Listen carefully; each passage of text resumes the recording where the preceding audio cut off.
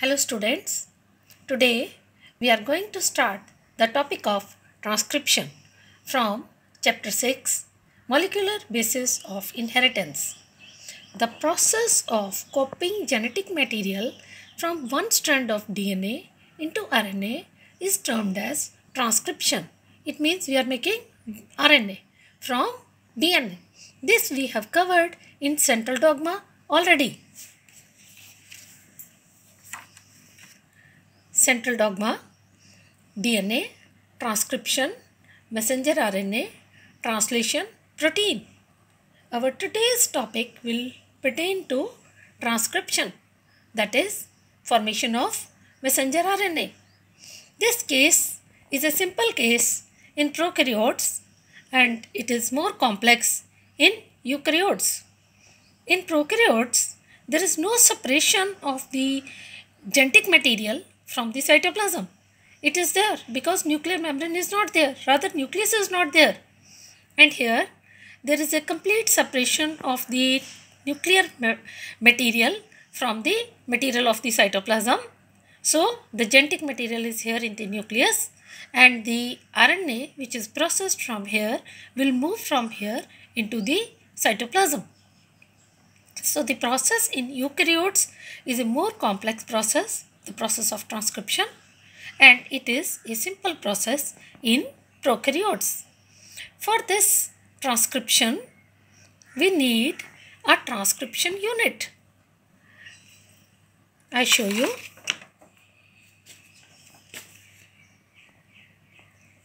In the transcription unit, we have promoter, structural genes, and a terminator.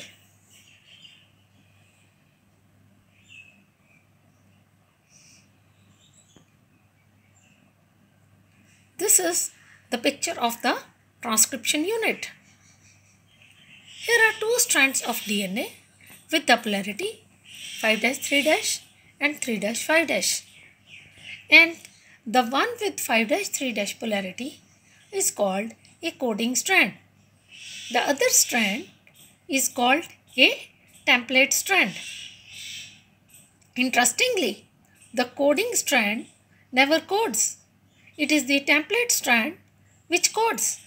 And furthermore, in the transcription unit, this place, here is a sequence and it is called promoter. Here is a particular sequence and it is called terminator. Promoter is the site from where the process of transcription starts and it moves in this direction. And here the chain will be elongated. Which chain? Chain for the messenger RNA. And here when it reaches the terminator place, the chain will be terminated. So this is the unit of transcription. We call it transcription unit.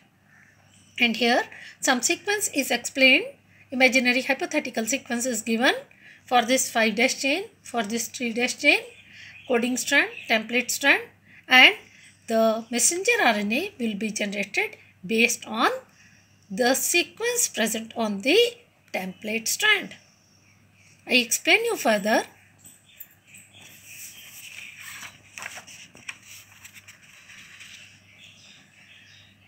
I am showing the same over here, the transcription unit, and with the 5'3' polarity, 3'5' polarity and same.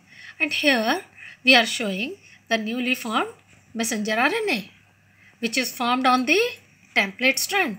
It is always formed in the direction of 5'3' and it governs the complementary rule. How?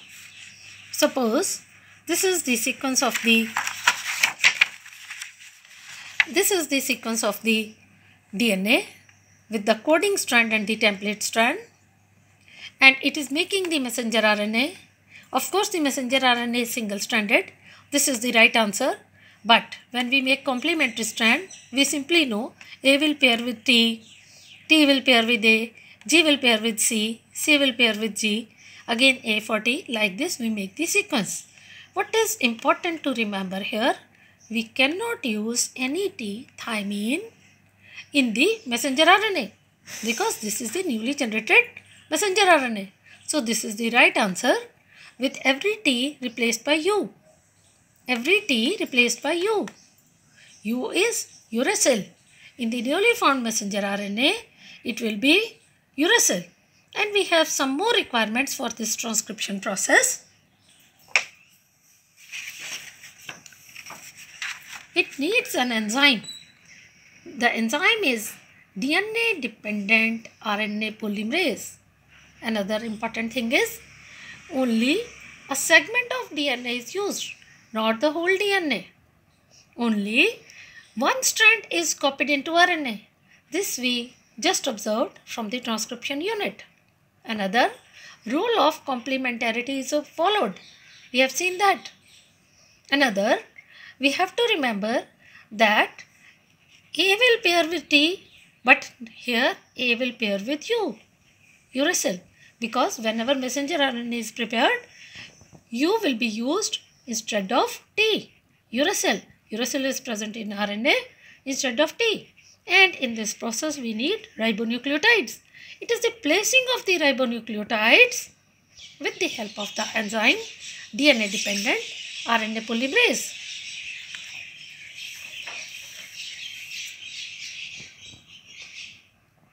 So, we need this enzyme. This is the direction of the polarity, and we have discussed about the template strand and the coding strand. And we have, this is the imaginary sequence given over here, and we have just observed this diagram and understood. And here the role of the promoter, terminator and structural genes is given. Promoter, terminator and structural genes in between. And this part we have covered over here. Transcription unit and the gene. How this unit is related to the gene. A gene is defined as functional unit of inheritance, though there is no ambiguity that the genes are located on the DNA. It is difficult to literally define a gene in terms of DNA sequence, but here, students, we will refer to the term of cistron. The DNA sequence coding for transfer RNA or rRNA molecule also define a gene. And today we are making the messenger RNA in the process of transcription.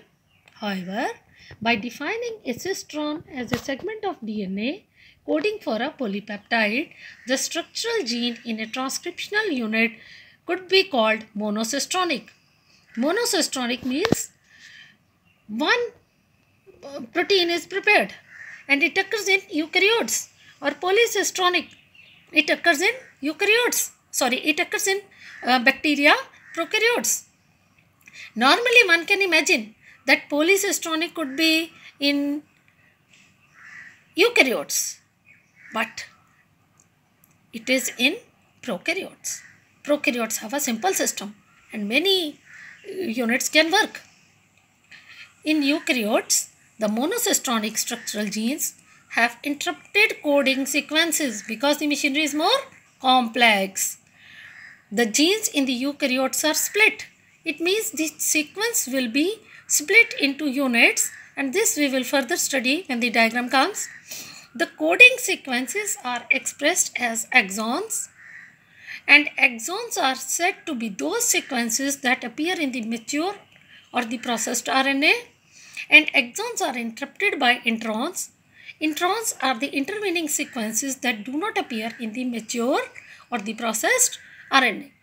Split gene arrangement further complicates the definition of genes in terms of DNA segment. We were saying that it is a segment of DNA, but this process of, due to the presence of introns and exons, this definition becomes little complex, but there is no complexity otherwise. We can understand with the help of diagram of eukaryotes.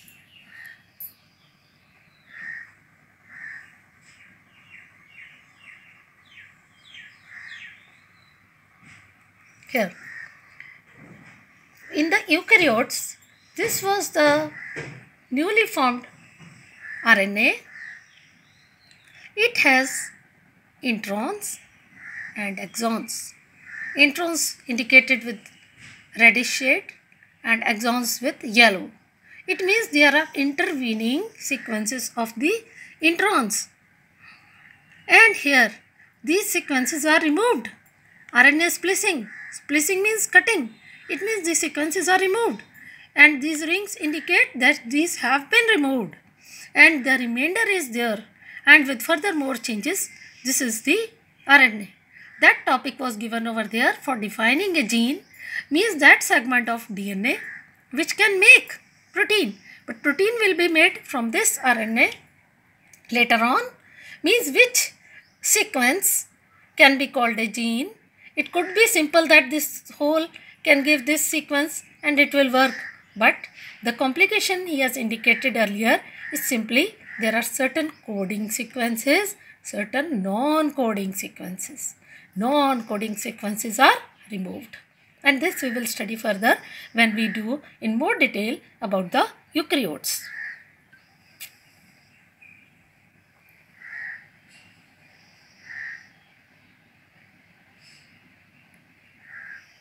Types of RNA and the process of transcription.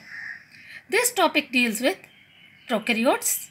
In prokaryotes, there is a single DNA dependent RNA polymerase that catalyzes transcription of all types of RNA in bacteria.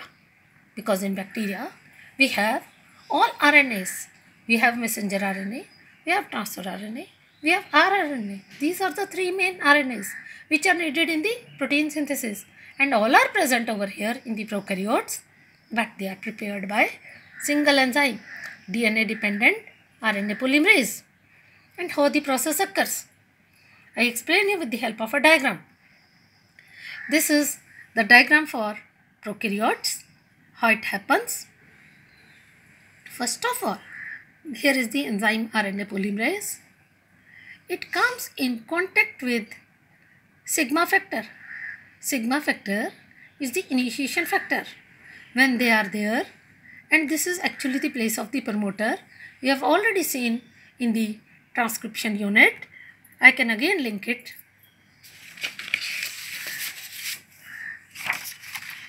In the transcription unit, the promoter is there and where the initiation actually occurs.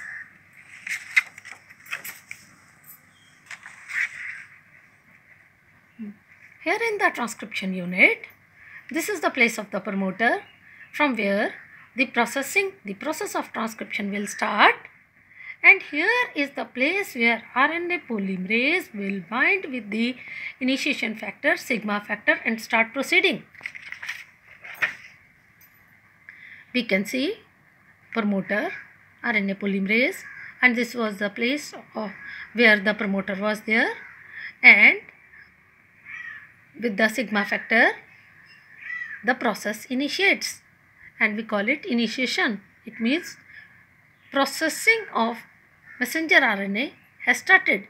Generation of messenger RNA has started. Second step is elongation. It means the chain is growing. Chain of RNA is growing. Basically RNA polymerase has a major role of chain elongation, but it also covers initiation and termination with the help of the factors. For initiation it has sigma factor, for termination it has another factor, but its main role is elongation. How the chain will elongate? By adding more nucleotides. But the enzyme is always there, RNA polymerase is here and is moving in this direction, and the chain keeps on growing. What happens in case of termination? When we reach the place of terminator, what happens? The newly formed RNA, which is called nascent RNA, falls off. It moves away. It is ready. And the factor also, this is the rho factor, which is the termination factor, which also separates. This is how the newly formed RNA gets separated, and this is how the transcription occurs in prokaryotes.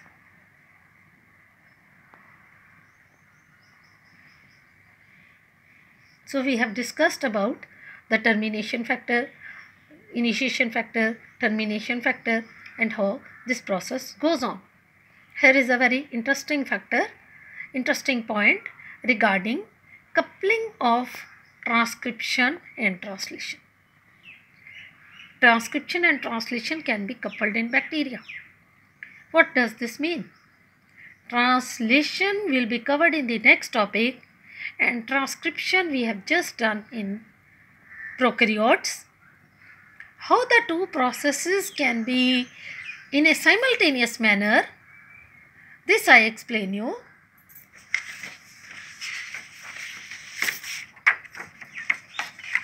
We know in prokaryotes there is no separation of the genetic material from the cytoplasm, and the newly formed messenger RNA is a simple process as compared to the eukaryotes. So what happens? As soon as the messenger RNA is ready, it starts entering into translation. Actually, the step has to be followed. Transcription followed by translation. But in prokaryotes, it is a simple process and not even separated from the nuclear environment into the cytoplasm. So, the transcription and translation can be coupled. They are simultaneous. They could be. But in eukaryotes, we will never find such a situation. It is purely separated. This is the nucleus and this is the cytoplasm. The two are compartmentalized. There are two separate compartments. And the processing of messenger RNA from the raw RNA is again a stepwise mechanism, and the two cannot be coupled. They will occur in a sequence. First there will be transcription and then there will be translation. This question only occurs in prokaryotes, and here is the point given regarding to prokaryotes where transcription and translation can be coupled. Next, in eukaryotes, there are two additional complexities. The first is there are at least 3 RNA polymerases in the nucleus. And how they work, I explain you. We have 3 types of RNA polymerases, 1, 2 and 3. RNA polymerase 1 transcribes rRNA, and these are short sequences. S means Swedberg unit. RNA polymerase 2 transcribes messenger RNA, but it will be a precursor of the messenger RNA, means it gives us early molecule for the messenger RNA and later on it will be processed. RNA polymerase 3 transcribes transfer RNA, and this precursor molecule, because in the transcription today it is the messenger RNA which is involved in translation, and this is called hnRNA, heterogeneous nuclear RNA.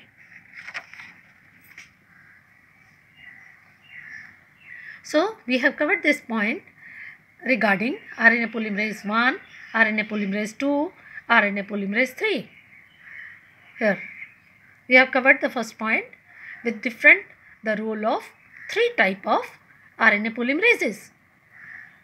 And the second complexity is that the primary transcripts contain both exons and introns.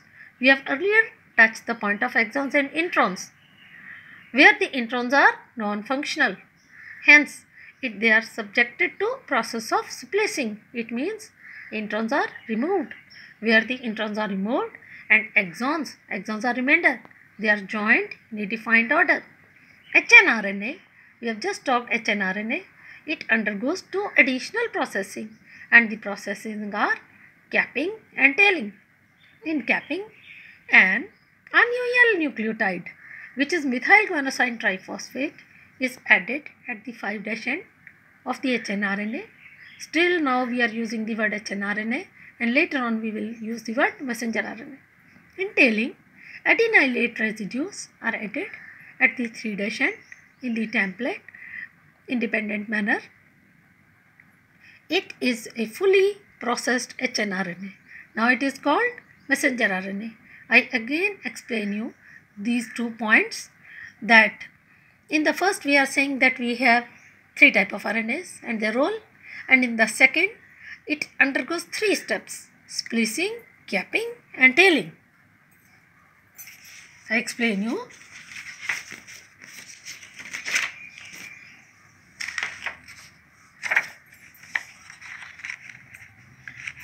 In eukaryotes, we have 3 types of RNA polymerases: polymerase 1, polymerase 2, polymerase 3. They have their independent functions. They are generating 3 types of RNAs: rRNA, messenger RNA, and we are using the word hnRNA because actually it is a precursor, and then the transfer RNA.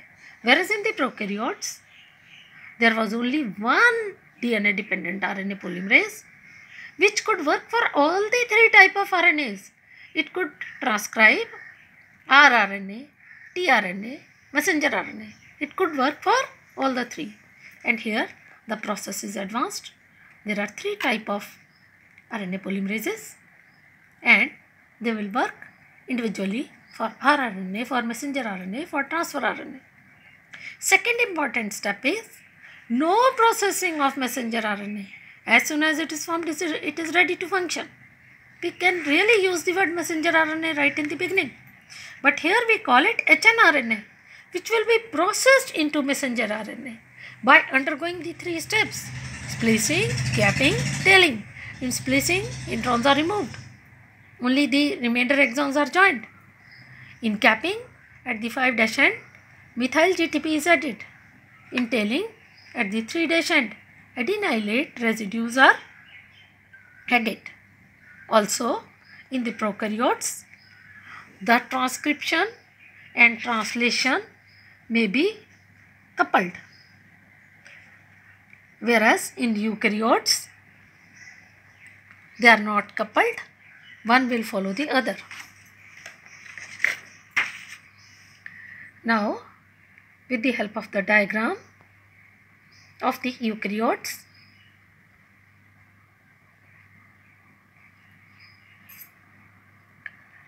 again the 2 chains of the DNA with the polarity 5' and 3' and 5' 3' at the opposite ends. This was the 3 ending with 5 and this was the 5 ending with 3, and the process of transcription is shown over here. Everything is same over here.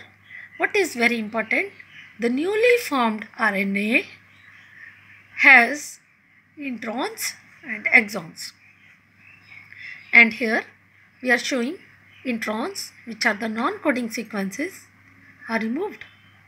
Remainder is exons. Exons are joined. And another important thing is adding a molecule GTP at the 5' end and adding a molecule adenylate residue at the 3' end, and this will be the chain of the messenger RNA. Now we are using the word messenger RNA. Earlier it was hnRNA. This is hnRNA, or we can call it hnRNA.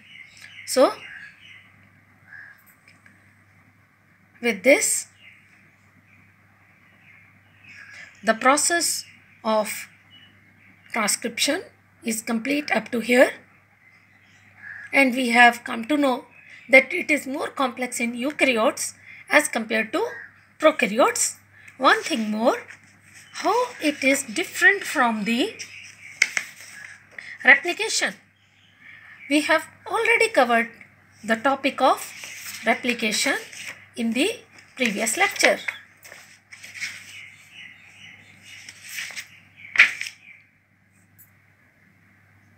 We are going to replication just for comparison.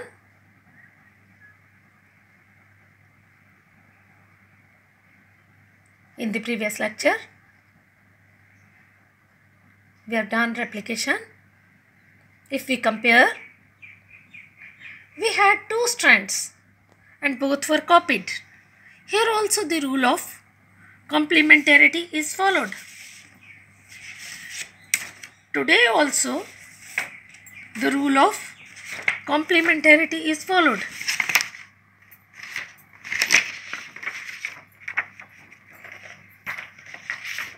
But what is very different today? Only one chain. See, only one chain. However, unlike the process of replication, which once set in, the total DNA of an organism gets duplicated. In transcription, only a segment of DNA, only one segment is used, and only one of the strand is copied into RNA. Complementarity rule is governing in both the cases, but there we are making DNA, so adenine will pair with thymine. Here we are making RNA, so adenine will pair with uracil. Like this, their whole DNA is duplicated. Here only a segment is working, and only one strand is working. Here whole strand is working. Here the enzyme was in replication. It was DNA dependent DNA polymerase, and in this transcription, the enzyme is DNA dependent RNA polymerase. So we will be doing the question difference between replication and transcription. This also is an important question. Thank you.